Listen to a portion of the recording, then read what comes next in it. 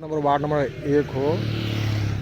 अनि यो पूर्व elevation Manakamana English boarding, Shivlakshmi बिजुली भण्डार, प्रेरणा खाजा यो उत्तरतिर भयो, यो पश्चिमतिर खोज्न जाने बाटो भयो। अनि यो जग्गा हाम्रो यो दक्षिणतिर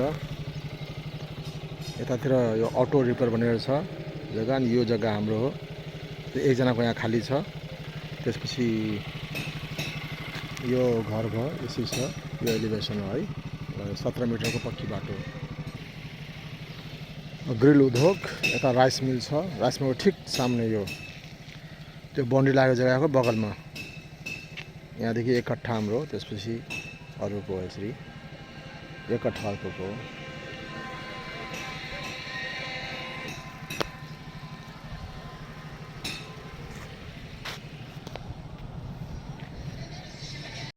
अनि पछाडि त्यो साइक्लिङको हो, साइक्लिङको छ